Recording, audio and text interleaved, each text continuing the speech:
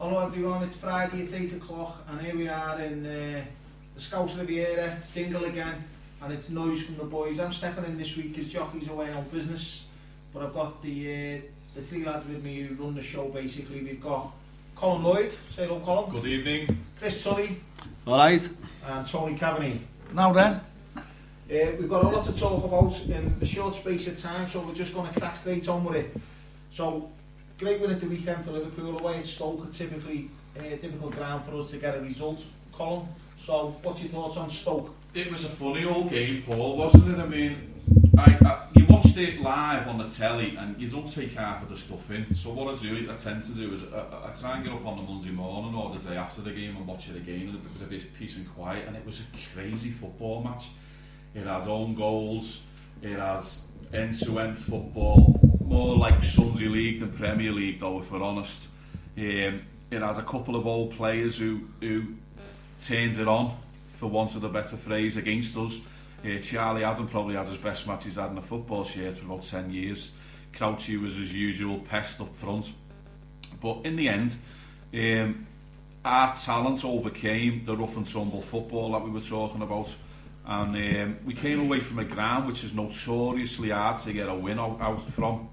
And to score 5 goals as well. The only downside is the conceding of 3. But, I mean, we'd have all settled for it. Sunday morning, we'd have settled for a 5-3 win. Took us back up to 4th place. So, overall, loads of room for improvement. But we're not going to play teams like Stoke every week. We're going to play teams that are more, like, suitable and, you know, football teams rather than rough and tumble ale sides, because that's what they are basically. Stoke, they play to their strengths. I mean, Mark Hughes was brought in to try and get them playing more football. They seem to have gone back about 6 months, because it was as if Tony Pulis was managing them on Sunday. But funny game, 3 points, 5 goals scored, 3 conceded, and we're still in the top 4, so lots of positives to take out of it. But as I say, thank God we won't have to play Stoke again. Chris?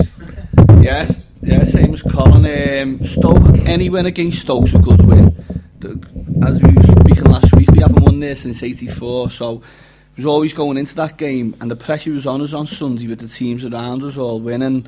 So when we went 1-0 up, made up 2-0 up, I sat there and still thinking, we're not playing that well yet, you know. But I couldn't see them score. I couldn't see them really getting into the game. But then they got the 2 goals back, and at half time I was distraught. We've got our own little WhatsApp set up on our phones between us, linked up, and it was going mad, weren't it? So at 2-0, 2-2, I thought, so what's going on here? But we just did it looked like a Sunday League game, and we do get embroiled in this Stoke up and under, and we get dragged into their game. Every season we get dragged into their game, and this time we rolled our sleeves up and got stuck into them, I thought. And they come out the second half, and I was made up, way to come back at them. And to get the 5 goals, as Colin said, away at that Britannia is always going to be hard. Conceding the 3 goals, yeah, okay, but yeah, pressure was on, and we come out of it looking good. And I think it could be a little turning point in, you know, in confidence for the players, going there and giving a good show of themselves in the second half. And the plus with Sturridge coming back, so keep him fit and Suarez fit all the season, and I tell you what, they'll be banging goals in left, right and centre. Yeah, not half. I thought I don't think we were given the credit we deserved really for the. I wouldn't say the performance wise. It's a result based thing now, isn't it? Especially when you go to them type of grounds, especially the history we've got there, like with not winning. But like the Stoke from the first game of the season at Anfield, they played a bit of footy. So I think he's reverted to type now with the players he's got, this Mark Hughes, and it's not like he's done his own work on us, because it's not brain surgery, is it? Just lumber in the box to crouch, but it seems to be working for us, and we fall for it all the time. We always fall for, but we were 2-0 up without doing nothing.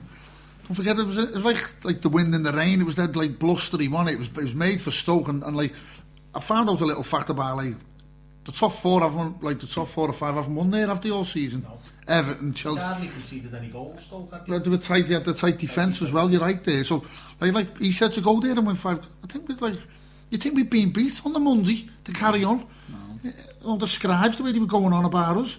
I thought it was like at the end of the day, you just get in there and get in and get out, and like, thought we done all right. at half time, like, I put a little tenner on the penalty, didn't I? At 11 to 2. Yeah.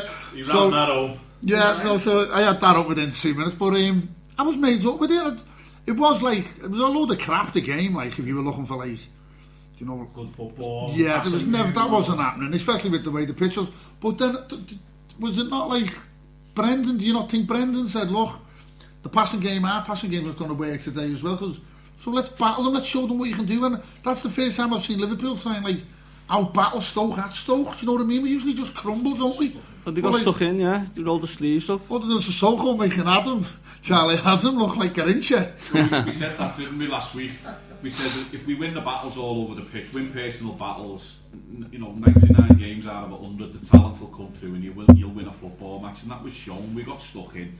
We told Stoke we weren't going to be worried about them. I mean, probably their big hard man, the centre half, Shawcross. I mean, he was our best player in the first half. An own goal and he set one off for Suarez. So, I mean, as Tony's just said, and Chris, we gave them a taste of their own medicine and they couldn't cope with us. We were quicker to everything.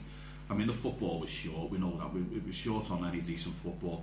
But we went to Stoke and we beat them 5-3, so, Sky was made up with it though, weren't they? They were made up, they were over the moon with the 8 goals, weren't they? As soon as the Newcastle fixes out, that's straight. They couldn't believe it. Put the Stoke on now, guaranteed, isn't it? After the 5-3. Even at 5-3, I was still worried that they could come back and get another couple of goals and crouch in the post and that.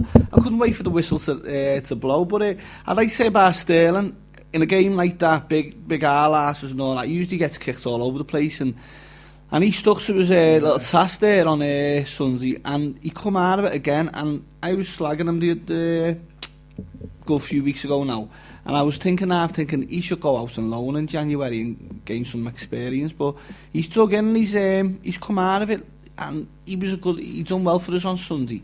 He turns into an outlet, a few goals out of him, he gets his goals with his game, and carry it on to the end of the season. I'll be made up. I thought Sterling was like one of the man of the matches myself. Suarez, you can see the fear factor in it. When he's in the tunnel, you can see that the defenders before the game's kicked off. You know what I mean? Look, we've got to play against. But I thought, like he said, Sterling was bang on. But give him his due. The last 4 or 5 games he's been bang on. He's knuckled down. You don't know whether someone's had a word in his ear about this Brazil trip and that. Do you know what I mean? And like he's knuckling down now, like, but we're reaping the benefits of it, aren't we? Do you know what I mean? This World Cup, I know we're jumping a goal here and going ahead of ourselves, but for a kid like Sterling, 19 years of age, to go to Brazil as a World Cup player, mate, I mean, what type of where's the feelings there? Well, it's through the roof, innit? Especially with this Walcott fella getting injured, he must be thinking now.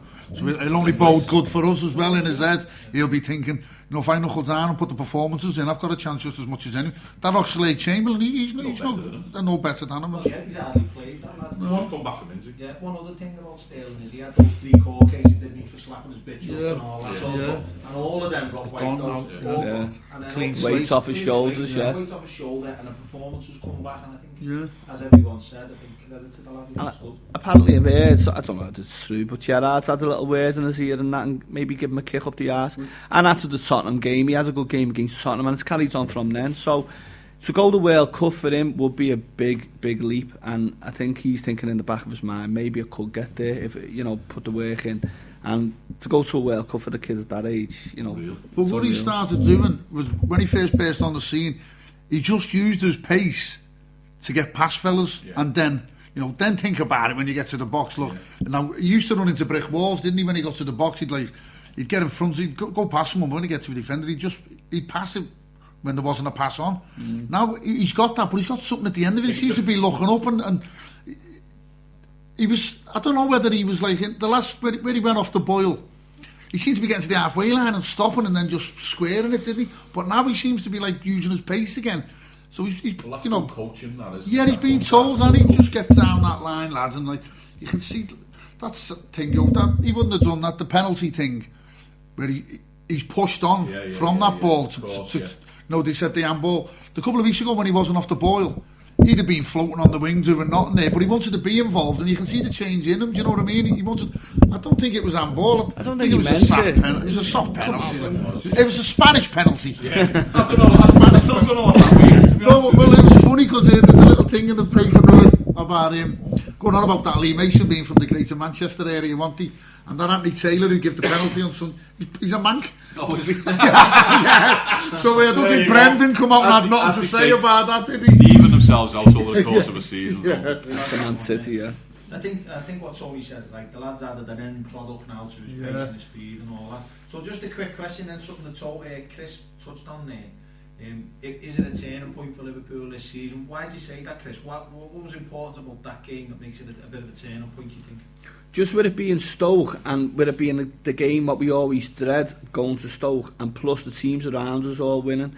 And I just think coming out in the second half, they showed that they had a little bit of guts about them, and they just thought, yeah, you know, we've got to... And, you know, hopefully Rodgers has given them a little kick up the arse at half-time, so I think they can just come away from that and think that was a great result for us, that. And that just bodes well going into the next few games. You know, if they go a couple of goals down or a couple of goals back, you know, they've got the players there to bang the goals in. You know, Sturridge and Suarez. So I just think it bodes well that the result they got at Stoke there, it was a great result, to be honest with you. Everyone's dreading it going into it, weren't they? I don't think just for the players. I think for the fans and everyone, the whole, you know what I mean, that's connected with the club, got a like a jiggy off it, didn't he? Do you know what I mean? Because we were going, oh, here we go again. We never win when everyone's around. You know, when we've had a chance to move up and we've had this game in hand, or we've never done it. Yeah. And like because it was Stoke, and like what Stoke is. Apart from Arsenal, we were the last game. And it's not just the first time. We've done it a few times this season, and where we've had to play the catch up, and we've won. Do you know the Sunday game and that, and the Monday game, we've done it. It's been a long time since we've done that, isn't it? Yeah, but in the past we've never done that, and that's why we're starting to get rid of these like monkeys off our backs now, aren't we? Like, let's make no bones about it. We're in that pack with them. It's halfway through the season. We're still there. It's been proved. We're not a flash in the pan. Yeah, no. Just a final thing, the one thing, the standout point for me in that game was that step over by Sturridge when he's got the defence on the back foot. Yeah. He's left-footed, but he stepped over it with his right and just flicked it out. Looking that way and flipped it that way. And his goal, Paul, Sturridge's goal, we were straight on at the three, and Jockey on the WhatsApp. I mean, the ball out the outside of his right foot, Suarez, between the two centre-halves. He bounced it right in front of the goalie. It's bounced up. Sturridge has hit it first time. It's come off the goalie and then the post.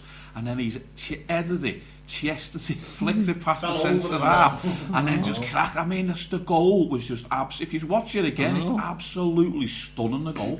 It's just a shame you had to spoil it with that dance. You know what? I was half dancing myself. Let's face it. I was doing it. I was doing it myself. Right, okay, moving on then.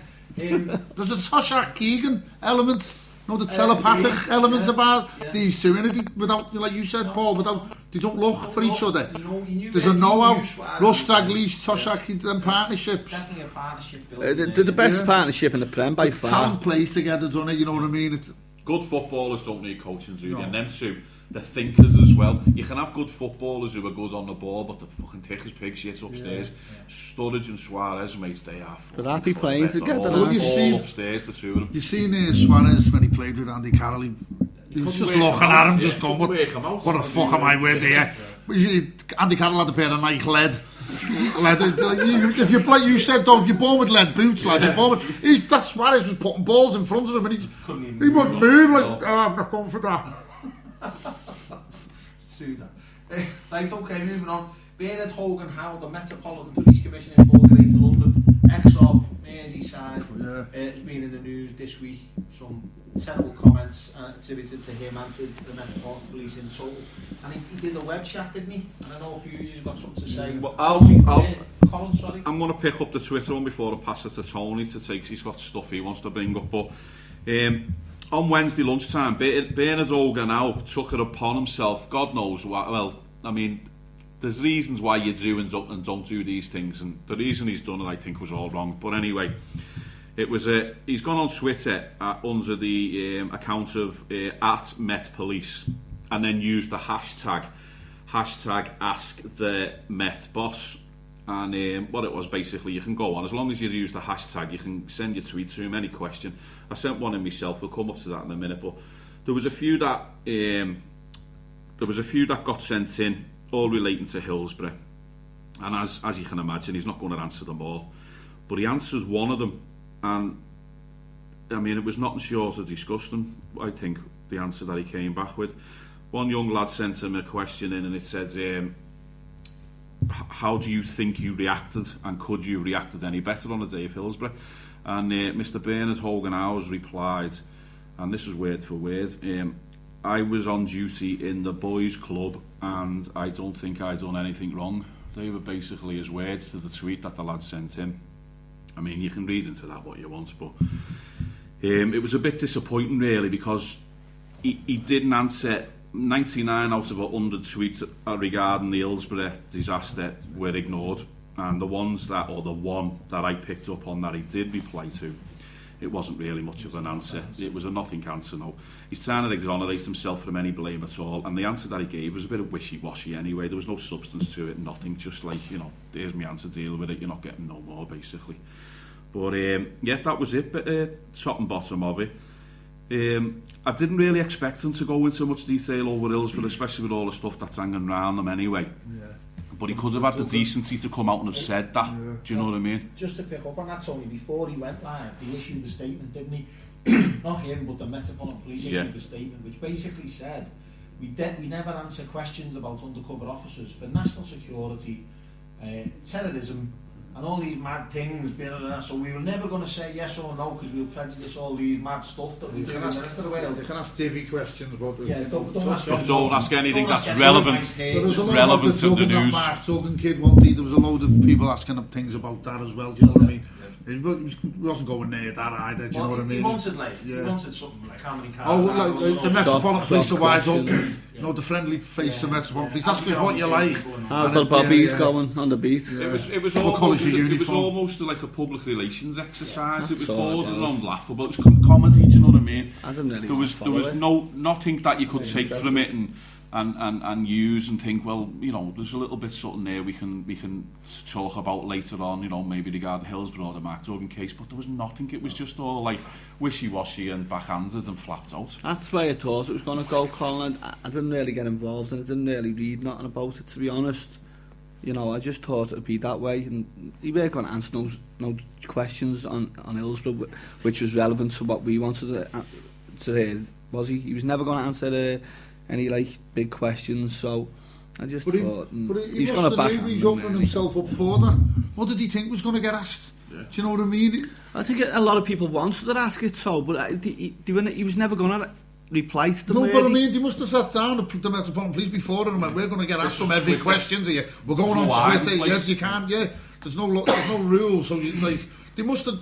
They're not that daft. He's had a solicitor and he's had a press officer there. Danny going, the response to that's always been, if you see something you don't like, just he's had a solicitor there. I mean, point being, what possibly was he trying to get out of it? What was the Metropolitan Police getting out of it? When it was all finished, just after 1 o'clock, I sat there and I thought, what was that? It was 60 minutes of absolute nothing. Do you know what I mean?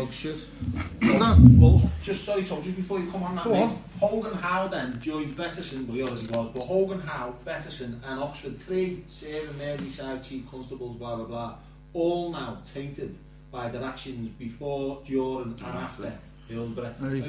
How many more of them? I won't be surprised if they're still getting the pensions as well off Merseyside police. Like the other, fucking. Well, this funny. Colin put me on that the other day on this Twitter thing. Get on this.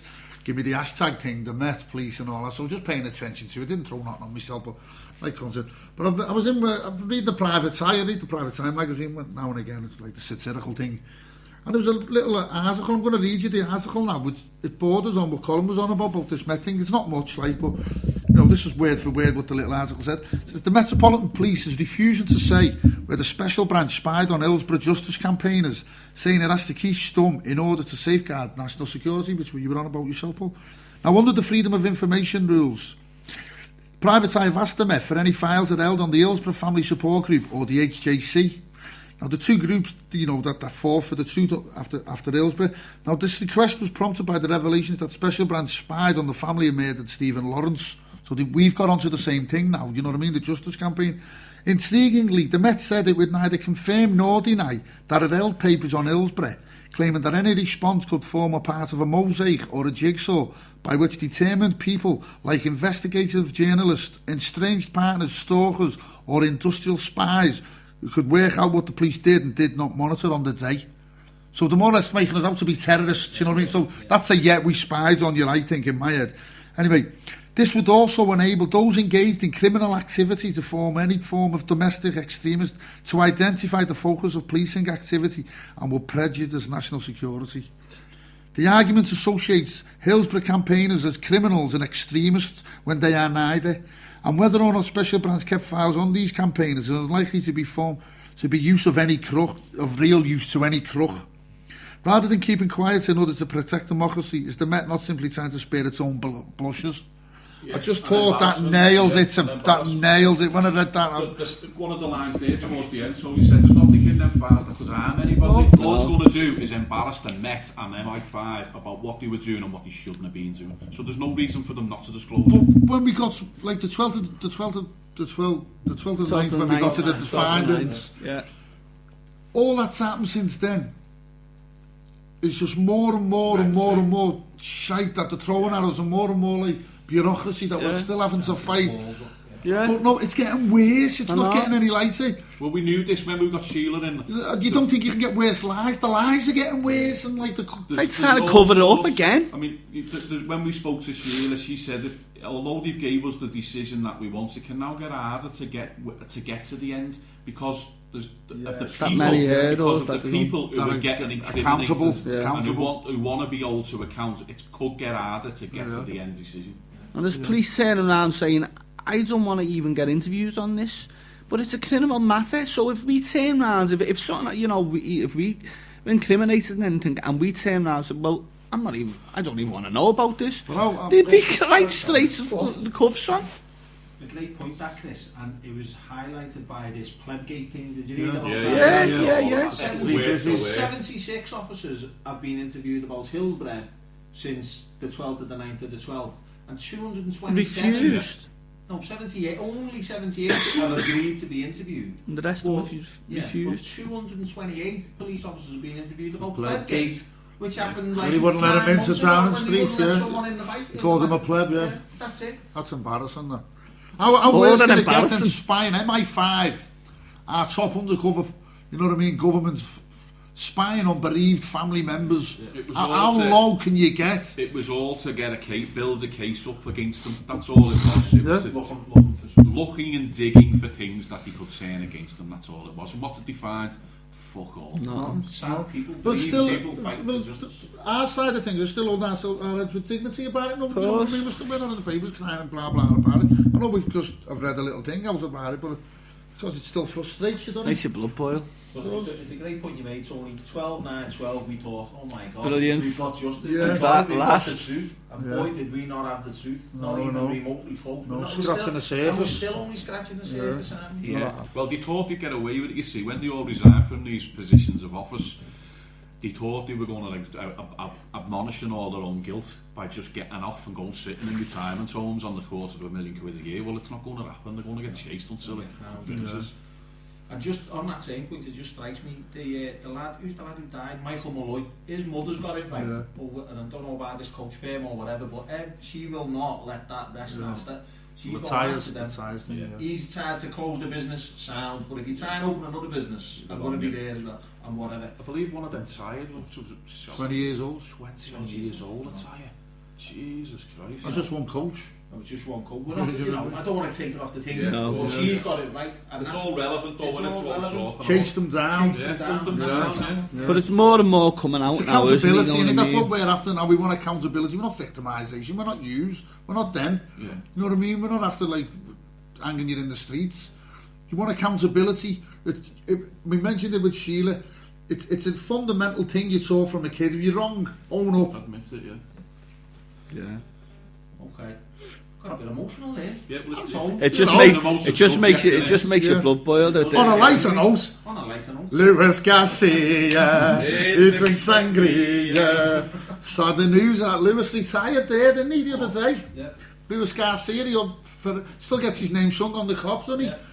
forever in our hearts, isn't he, for the goal that never was? The goal, well, there was the goal that never was and the goal that most definitely was. The Juve goal. Yeah, the Juve goal, yeah. And Old Trafford. Semi-final goal. It's better that it never went in. Yes, yeah. Most goals are the best of the I think he proved it. That it never went in. Always went in. Before they give it to Tully, he scored 30 goals in 121 appearances for Liverpool, which is absolutely outstanding, because half of them must have been from the bench, because he was a substitute most of the time. In big games. He had a knack of scoring in big games. I know he could be a little bit frustrating, yeah. But you need that type. You need them. We miss him now. That type of player now. He didn't know what he was doing. We've got it up front with Suarez, but he was more of a winger. He used to love him just jink. I mean, what was he? 4 foot nothing, built like a fly. He used to just fly past people with the ball. The one I loved about him was the 10 men in the derby. Yeah, he scored a lot, but he come out. He scored a minute into the second half. Get it nice and on the back of the and then Kuhl scored, I think, late on, didn't he? Yeah, but I always remember that. Yeah, that was Morientes that hit the ball. And then he headed that in as well, didn't he? Yeah.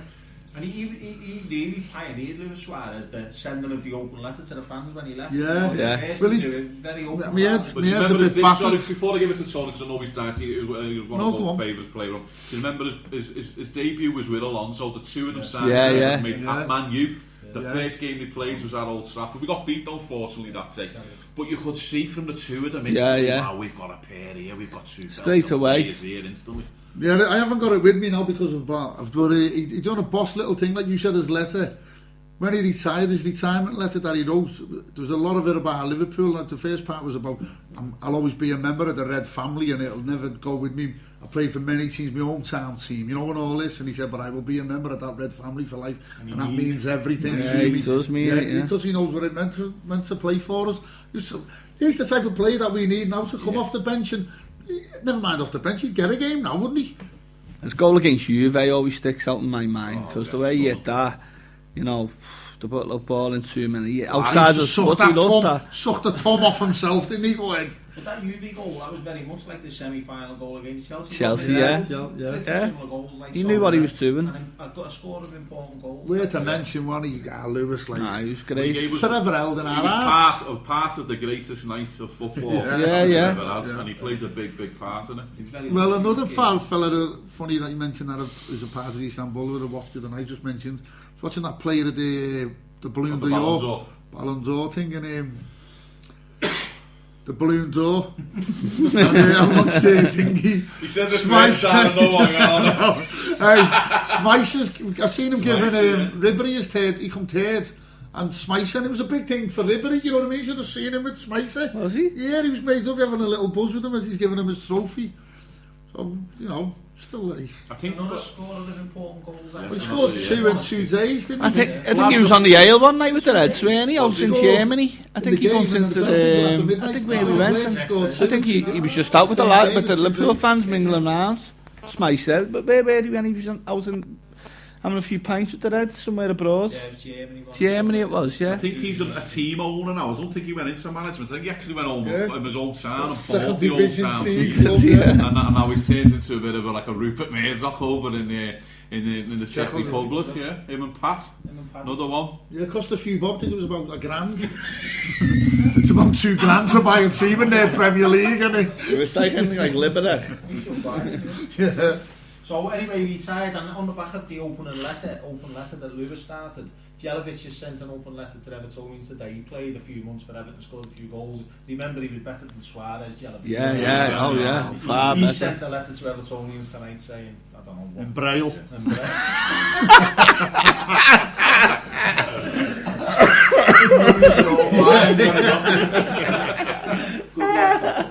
Alright then.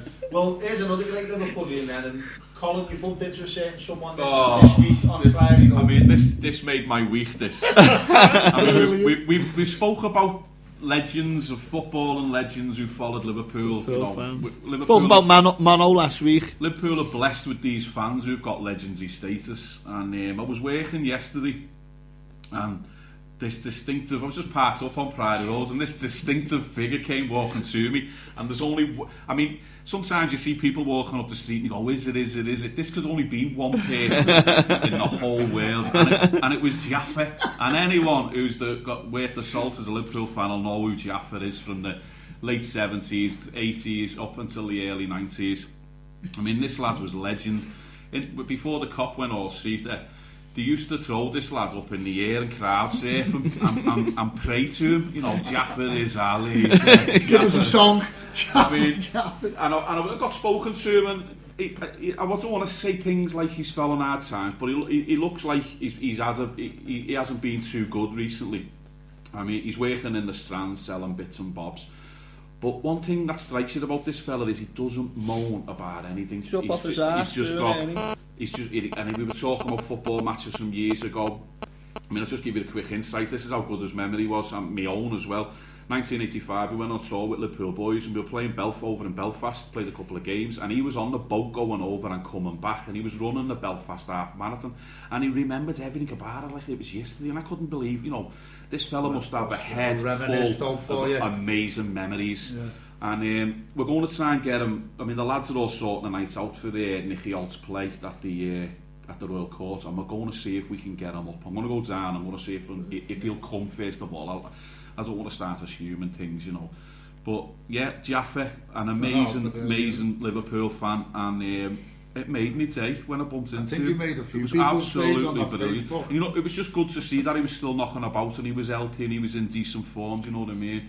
I mean, you hear his story. I mean, somebody come on the thread on Facebook actually said, "Oh, I thought he was dead." You know what I mean? They were straight up. They were genuine. He just completely gone missing. Nice off the face of the earth. But didn't you see cycle to 5 games? Well, I'm coming to that now. I'm coming to that now. So after we've spoken past, you know, pleasantries, it got down to the nitty-gritty of Liverpool and what you were doing and that, and I asked him, are you still going the game? He said he's only been to he's been to 5 away games this season, is exactly where to it, and he'd cycled to 2 of them. Brilliant. Swansea away. And, I mean, just stop what you're doing right now, put your cup of tea down and think about what I'm going to say here. He cycled to Swansea away and Newcastle away. Now Jimmy Battle came on and said he's having your keks off here when I was on the thread on Facebook, and you know what? I don't think the lad's got a lie in him. No, he hasn't. No, he's one of the nicest fellas you'll meet, isn't he? He was absolutely 100% genuine. He told me he rode his bike to 2 away games. Now I've done a bit of maths, and the actual mileage on the 2 away games there and back is nearly 700 miles. I was just getting it up, 164 to Liverpool to Swansea one way. Well, there's 320. There's 320, and the Newcastle one's about 140 there, 140 back, isn't it? He'll be had his punching outfit with him there. So, all clap your hands, and all, everyone who's listening, if you remember Jaffa, you'll all have a little giggle over that story, because he's an absolute fucking legend, and he's still going as well, and he still loves Liverpool, so hopefully we might see a little bit more of him, and if Paul and Jockey and the lads will agree to it, we might get him on the show as well. Absolutely. He's a legend. Anyone's Absolute welcome on the legend. show anyway, but as you say, people with legendary status like that who you've been The there, seen Jaffa it, fella. Brilliant. Welcome, Colin, if you can sort it. Well, moving on then. The Villa, Aston Villa on Saturday away. Tomorrow. Yeah, of course, yeah. And we've had some great games at Aston Villa down the years, obviously. Lots of success there. We were just talking before, and we don't know whether you're going to touch on it now, boys, but the rush hat-trick stands out. But go on, Tony, you start off Aston Villa away. Well, I like Villa myself. We had the first game of the season, didn't we? Yeah, we went to Villa. We done a noise from the boys on the way back from Villa, didn't we? Yeah, in the van. But I like Villa because they're one of the elite groups, elite teams that have got a European, the European Cup. How big he is, the one of. So I like. Twice. Yeah, I like. Got something about Villa that I've always liked, but he's starting to get to where he wants to be now. I think this Lambert, you know what I mean? I watched a little bit of coming from work, didn't see much of it. Like the replay of they played Arsenal on Monday night, and they were giving as good as they got, as I seen in the last half hour. Do you know what I mean? So they can play a bit, like. But 2 quick goals just killed them, didn't they? Yeah, I think we'll beat them, like. But I'm looking forward to it myself. Yeah, myself. Monday night.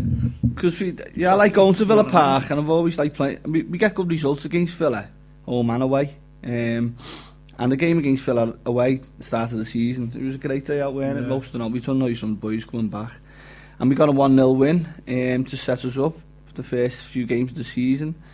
But yeah, I can't see them bothering us. I can't see them. No, I can't see us getting beat by them. Really. And we've got them on a Saturday as well. So let me just throw in, no, Chris. They beat us 3-1. They battered us. Well, it's only the last triple, Ben Seche and Vyman gave us a lesson last year. They battered us. Norman Wisdom played full-back that day and he got an absolute leathering down one side.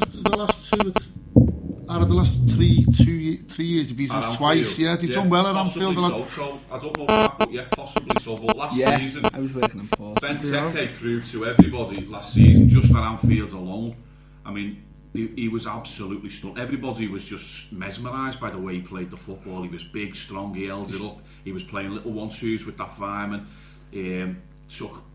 Back heel. Scored one goal, which was especially excellent. Back heel. It was excellent. And I mean, they're not to be taken lightly, as Tony's just said there. They are struggling a little bit, but Lambert seems to be getting us. And there's another thing we've got to take into consideration here as well. They've just got someone on loan who scored against us last year. Salt. The wardrobe, 6'7", built like a wardrobe. I mean, he's only come to do one thing now, Lambert. It's all about safety. I think the football might go out the window a little bit, and it's just route one to Ben Seche. They are 10th in the league, you know, or 11th. I know, they're not as low as we 6 points. I mean, that's how tight it is, Paul. We were talking about this last week. The league used to be the top of the table, the middle of the table, and the bottom. Now it's just top and bottom. There's only 2 parts to the league. Yeah, there is quite right. Well, look, in all games at Anfield, we played them 55 times at Anfield. They've only won 16. We've won the rest, and there's been 18 draws. So that's like you're going back to the first game, look, was 1894. Do you know what I mean? The record isn't that clever. And like I said, the last 2-3 years, they've got sub points of us. Yeah, do you know what I mean? So, them 16 of them wins, 2 of them have come in the last 3 years. So I can't really say anything other than a positive Liverpool win. The only thing that we've got to worry about is the 3 up front. It'll be Grant Soltag, Bonner or Ben Seche. Would he go for that? Well, away from home? I don't think he'd go for that. Well, maybe not then. Well, he's going. I think all 3 will be involved. 2 into 3 won't go with him. I think he'll be. All 3 will be involved at some stage. But what I'm trying to say is, the midfield's not much, and the defence is awful as well. So it should be a quite easy 3 points, I think. Well, if Lambert's done his own work, and after the Stoke game, looking at our defence at the moment, which is a bit shaky, and he's got Grant Salt there, who's a big unit, and if they're pumping balls into our box, we look dodgy at the moment, balls into our box. So I think he's going to throw them straight in. Any set pieces, anything like that, he's going to hammer our goal with them. But I can't see it being too much of a problem if we've got Sturridge and Suarez playing.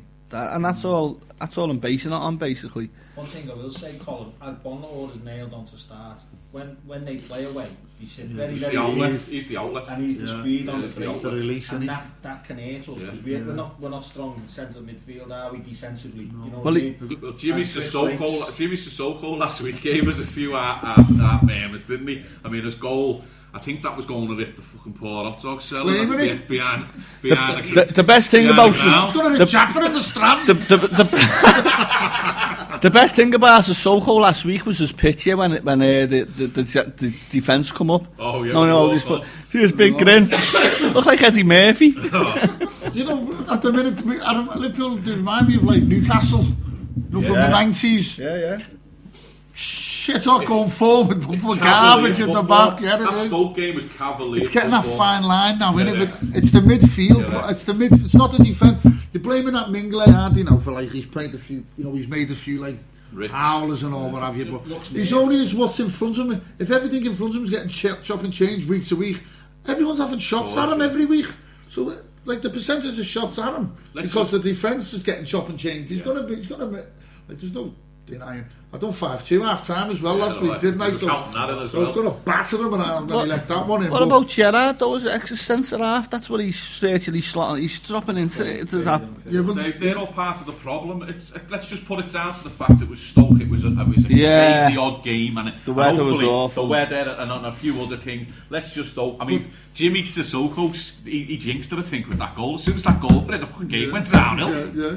It was sunny. It was sunny till that goal went in, and it started was raining. Look, but did you hear it's on what Gerrard said after the game? This new role I've been learning to play. Deep line. So there must be someone coming in that midfield for him to, you know what I mean? I can't see it being Henderson being the one. Well, they pushed Lucas off further up, didn't they? Like because this transfer thing, there's been like not a lot of interest as the You've got a theory. But that's a good. I've got a good theory. I think it's a good thing because relating back to what we were like. You never knew who we were going to sign back in the day. You know what I mean? Our business was done. In front of the press. The red shirt on, our business was done quiet. Now we've been related in the papers with everyone. If you carry on, if you listen to the papers, if you read the papers, I listen to them on the iPad. Yeah. You think we were getting everyone? Do you know what I mean? We're like related to someone or another. I think because we were getting all these crap, like not crap, you know, these £5 million, £4 million players, like who's the Aspas, you know, them type of fellas, and the other Alberto. They'd be in if that business is not hard to do. Them players would be in place now at Anfield if he was after them. I'm convinced we're putting something in for a big signing, Superstar. but it's taking its time. This is what I'm convinced of. Do you know what I mean? This is why we're not making, and it's a false economy, as you know. This transfer window, innit? Fellas are paying what they're not worth. Yeah. Do you know what I mean? So, but I'm convinced he's got to get this midfield sorted. He's not daft, Brendan. They're saying this Villa fella, this young kid who's coming. I'm convinced he's got money. A bigger name. A big sign, yeah. Wales star. star. Yeah. I wouldn't say a Wales star, but someone who's like European Champions star. League, you know that like. That's as good as it gets at the moment. I'm Yeah, convinced. it is, yeah. The Champions League football is better than the World Cup football. That's Better donuts. That's good. We'll leave Duncan till the end. We'll leave that till the We end. signing him. Not Duncan Ferguson. Well, is that what John and he's over for, this Duncan Donuts, or is he over Looks for... like, yeah, they've done a deal with Duncan Donuts. I'm waiting for the press release to say, all the season ticket holders as they go in on tomorrow against Villa, they're all getting a box to eat before We got a the couple of nice boxes coming back from Newcastle, didn't we? Yeah, we had. Borrow the box. We borrowed the box. They're nice, actually, yeah. They're nice. But Liverpool are signing loads of commercial deals, aren't they? They're just getting money in any way, shape, That's or it. form. That's what it's all about, Paul, the corporate side of it. That's the way it's gone. We were shite at it for donkey's years. Absolute shit at it we were for donkey's Share years. sponsor and that. You remember the 10% of Granada for like We can go back as recently as the Champions League final 2005. We were shocking. The shop was shut. With that season when we won it, we should have had blazons and plasters everywhere. There was nothing. Not Rick Parry, David Morse, but their heads banging together. But Chelsea said we learned our lesson off Liverpool. Oh, did Then Chelsea done it. we He won't said that's what exact words. He said we learned our lesson off what Liverpool done. So we're like laughing stock. Yeah. With the barometer now, we've We were got that what bad. to do. We were What that not bad. People what would to use do. us as not what to do if they're successful. Don't do what Liverpool do. But he better be good, this Duncan Donuts. Big sign. Big Duncan Donuts.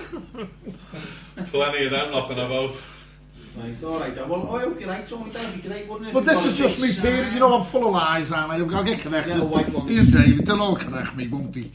You know what I mean, Greg? Little white lies. I don't know, there could be a little methods in your madness. But I think so. I With think Gerrard. I'd rather be in Tony's world than reality. I Reality would, yeah. sucks. Yeah, of course. Just invent a few things, it makes Yeah. an all day brighter. the Chuckle Brothers dad and a lad invents it. We had Chucklegate last week, Oh, Bob. yeah, I read it, yeah. Chuckle Chucklegate. Brothers or Chuckle Dad and Lad. Is it not true then? They are brothers. We or- still haven't No, got to the I'm bottom. convinced. It's Still haven't funny. got to the bottom of it. The separated No, Jockey. for 4 years. Jockey's found the birth certificates on. He's gone on like history.com or something. He's got the 4 years. There's no way he's 4 years older than the other fella. Well, did you see the thing about Avery Travis, where one of the Chuckle Brothers stopped him from... Yeah. Because that was his lad. We've had this last week. Had this all week. So, you know, I put the Anything's switch back. possible, isn't it? supposed to gut eggs. We could have this as a little regular thing here, like Brothers. folklore. You know, like a Liverpool. Yeah, You remember Black Hitler who sold the papers in town? He was supposed to be Hitler's lad when Hitler Well, Hitler visited when Hitler Liverpool. lived on 1932, he visited Liverpool. He stayed in Falkland Square. 1922, Cole. Oh, was it 22? It was when he got kicked out of Austria, art school in Austria. He come and stayed with his brother Lois on Upper Stanhope Street. That's right, yeah. This is true, this scout. He come and stayed, and his brother Lois was married to an Irish girl, and he stood as godparents, or his godparents to one of the kids. He was here. He was all right till he come here. Hitler, actually. He's alright till he comes to Stanhope He Street, went but back, it's true. he started off as Chancellor, like the German Chancellor he was, wasn't he? You know But what I he's mean? only a bin lid when he come here. They got rid of all, the Germans... As soon as he We always go off Yeah, track, so, don't we? yeah, well, the Germans were a bit like England, weren't they? They had like a royal family that This were in is what he charge. taught. Hitler got rid of the royal family, legged everyone around Europe. And I mean, what's How that? many What years, does that? you know? I'm gonna. I'm sure you might got a picture of the urchin somewhere. I hope he never picks some bad habits up when he come here. Took them back with him. You know what it's like in the South End, no? Yeah. Well, so he say he was alright till he comes to stop at Stanhope Street. Well, you could have this as a little Scouse folklore, every Springale Jack and all that carry on. Yeah. The Chuckle Brothers, Chuckle Gates, got to be one of the That's best. another show. Alright then, we're moving on, because, whatever, wanker of the week. I'll give it to Hang on, Tony. let him do his song. Are you doing your song Oh first? yeah. Wanker, wanker, wanker of the week. Wanker, wanker, wanker of the week. He's the wanker of the week. Oh, My wanker of the week. Well, we could have a few, really, couldn't we? I didn't think about it much until Tony started going on about it on the WhatsApp, and every now and again we don't usually have like, well, it's usually a football person or I mean, it's either David Moyes or David Cameron at the moment, isn't it? But as Tony picked up on it earlier on our WhatsApp, on our debates that we have amongst the lads, and I don't think anyone will disagree once he finds out, but I think it's Bernard Olga now, just for the way he's handling himself at the moment. He's a compulsive liar. He's at the heart of everything that's wrong with the British police force, and I hope he gets brought to book soon. So my wanker of the week is Bernard Hogan Howe. 100% behind you, yeah. Anything to do with the Metropolitan Police or the police force at the moment. I'm right behind you there, and so, yeah, agreed. I think he's a clear winner, isn't he? A clear winner, the wrong one. Same as name's not David Hogan Howe. Hogan Howe. He's got to sat with David Moyes and David Cameron. Hogan Howe, I'd love to get hold of him. Yeah, I'll go with Hogan Howe, me, for Nail wanker him of the down, week. eh? Done it himself. I don't think we give him it. I think he earned it He's himself. earned it, yeah. so there you go then, officially the wanker of the week, Bernard Hogan Howe. Wanker, wanker, wanker of the week. Wanker, wanker, wanker of the week. He's the wanker of the week. Oh, you say to that. Right, alright then. Colin, weekend betting. Weekend betting, Liverpool, Aston Villa, always produces goals, guaranteed, at Villa Park or at Anfield, and I don't think tomorrow will be any different, and I'm going to go for Liverpool 4, Aston Villa 0. Got a goal scorer. First goal scorer. I'm going to go back to my old mate who I've stuck with all season. He's been off me radar for a couple of weeks, but he's been putting in some really sterling performances consistently on a 7 and an 8, and he's going about his business nice and quietly. Do you know what I mean? Not pulling up trees, but he's just there all the time. And it's Jordan Henderson for me. I'll do first goal scorer 4-0 and any time to score as well. He's usually about 6-1. You stuck with him, haven't you? You stuck by your guns with him, yeah? Well, he owes me a few quid, to be honest. Obvious, yeah. I'm going to go with 3-1. Hopefully get our business done in the first half like we have been doing over the last few weeks. Get the 3 goals early, quieten them. Sturridge first goal, but I'm going to go Liverpool 3, Villa 1, because I can see us conceding again. So 3-1. 3-1. Goal scorer, Sturridge, yeah. Anthony. Yeah, I'll go with similar scoreline. I can't see further than Suarez. I don't know Sturridge. Don't know the team at the minute, do you? But I think he'll be in. He'll start, yeah. I'm going to go Suarez 3-1, but I don't think it'll be as convincing as we think it will be for some reason. You know what I mean? I think we'll win. Can't see us getting beaten on by them, but I think it'll be either 2-1, 3-1. But I'm going to go for 3-1 because like that used to be our scoreline anyway, didn't it, at Anfield? So Suarez 3-1 for myself, like. Fair enough. Tony, to finish off. No, we were going to say about Jockey. Is he getting to watch it over there, is he? G'day, Jockey. Is everything Flying going galore. alright, man? A few schooners on the beach. Flying galore. You're shot by that time. You'll be the only white one in the corner somewhere hanging out in the shade. Can't get burnt. It'll be about 2 in the morning by the time he's watching. I think he'll be half In fairness, I think one he's eye still open. in Dubai. Oh, is he? Yeah. Neville Bartos. I'm flying, mate. I'm fucking flying. Nobody's saying he's going to watch it at 1 in the morning. Is it on or something, or Liverpool? I think it's about that time. Well, in the 11 morning, hours, yeah. 1:30. Yeah, 1:30. Miles behind, aren't they? So, I tried to dig there once in our garden when I was a kid. I had to dig to Australia as a baby. We have to give him a little mention, don't we? I'd just Yeah. like to say about doing He'd just like with that. Paul tonight. Jockey mightn't have a job when he comes back. It's a couple of weeks. boss, He the needs boss, it, he the wants to gaffer. mention. A bit more professional, That's I think. it. Yes. Yeah. And we're not getting shouted at either, are we? Yeah, I'm not getting corrected. I can tell lies.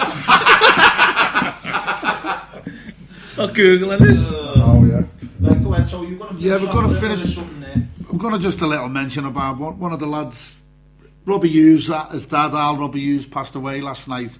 I was a good red Robbie from second division days, in fact, you know what I mean? He's been on many a trip with us, been abroad with us a few times, and you know, we used to love coming to Cardiff with us and like London, and that's the stayed with us in Swansea, Cardiff, and some of the stories he used to come out with, but he passed away sadly last night.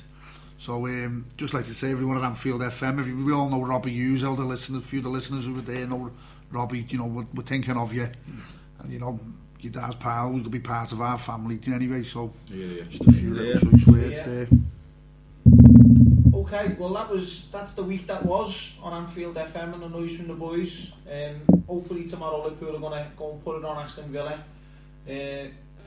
All the top 7 teams won last week, and that can't happen this week because Chelsea are playing United. Not that United are the top side anymore, but someone's taking points off someone else. So we do our business, get our 3 points in, and we can start moving up. So thanks very much for listening, everyone, and thank you, Colin. Thank you, good night, and up the Reds. Christopher. Thank you. Up the Reds. Anthony. Come on, the mighty Reds. You can't do anything at all. All right, everyone. Thank you. Good night. See you later.